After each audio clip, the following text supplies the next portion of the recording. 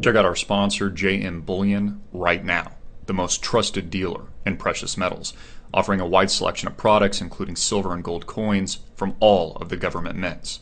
Free shipping for AMTV subscribers. Hey everybody, I'm Christopher Green. You're tuning into AMTV, Alternative Media Television. In today's video, I'm going to explain why more than likely you've never heard the name Dillon Taylor.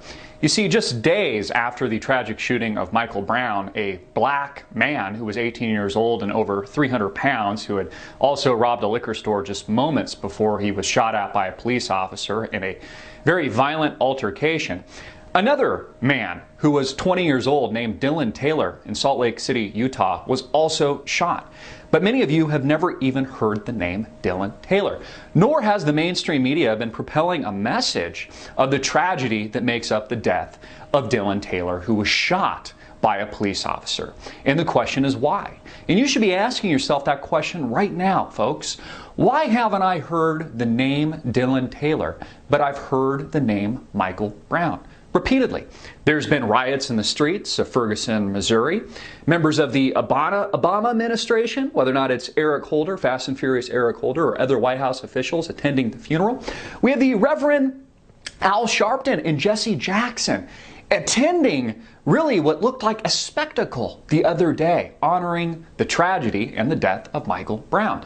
But many of you have never heard the name Dillon Taylor, and the question begs, why? Why hasn't CNN and Wolfie Blitzer, one of my favorite hosts, been talking about the tragic killing of Dillon? Just a kid, 20 years old, shot dead by a cop in the city streets of Salt Lake. Why hasn't there been a public outcry? Why hasn't there been hashtags invented for Dillon? You know, put your hands up, peace, love. Why haven't we had any of this in America? Why haven't we heard the name? And you see, folks, the reason why you haven't heard the name Dillon Taylor is because Dillon Taylor, who was described as Caucasian and Latino, was shot by a black cop 2 days after the Michael Brown shooting. You see, Dillon was white, and the cop that shot him, black.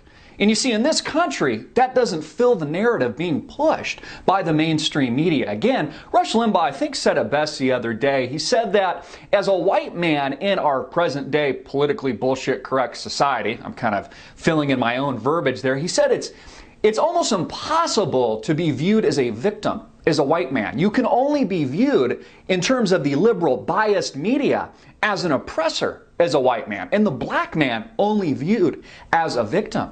And it's exactly why likely you've never heard the name Dillon Taylor, because Dillon Taylor was white and he was shot by a black cop. Now, Dillon was also unarmed, for God's sakes, unarmed and shot dead. He also had a shoddy and kind of a shoddy criminal track record. In fact, there was a likelihood he was going to spend some time in jail, just like Michael Brown, who robbed a liquor store. And many witnesses on the ground said he actually attacked the police officer, who suffered an ocular fracture and a swollen eye after the shots rang out, allegedly in self-defense. Again, there's been no trial yet, but there has been a trial in the eyes of the mainstream media, the liberal, biased mainstream media.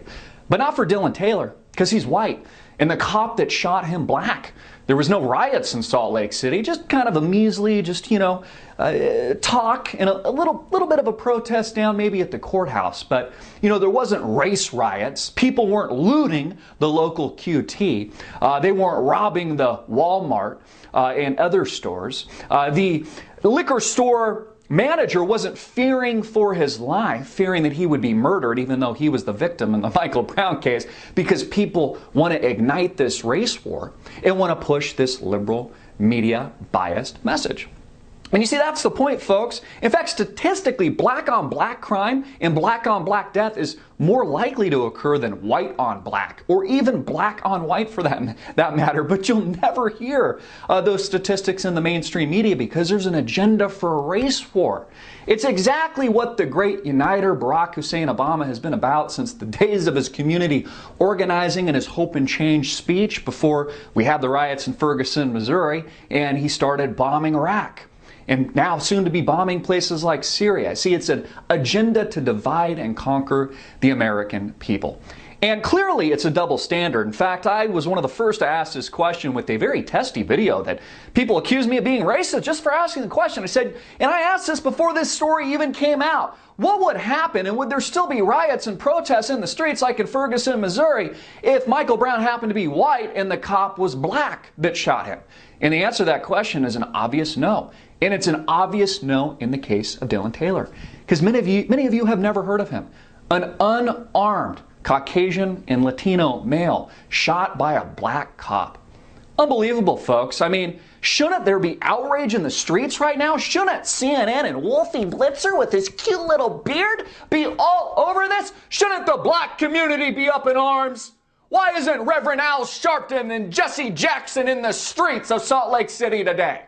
Why? Because it's a double standard. And the way I see it, and many Americans see it, although they might be afraid to say it, is reverse discrimination here in the United States of America. A clear double standard is present. Again, you can only be an oppressor as a white man, according to the mainstream media, and only a victim as a black man in this country, not the other way around, as was the case with Dillon Taylor.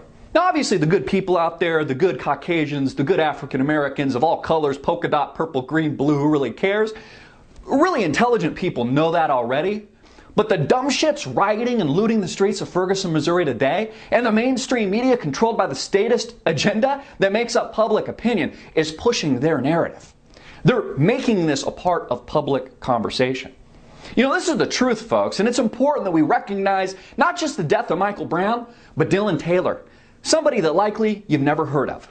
A white, Caucasian, 20-year-old male, also Latino, described Latino, who was tragically shot by a black police officer just 2 days after the tragic shooting of Michael Brown. Very sad, but it's the ugly truth. I'm Christopher Green. Get this video out everywhere. Share it far and wide, hard-hitting it in your face, and click the link below to support our sponsor.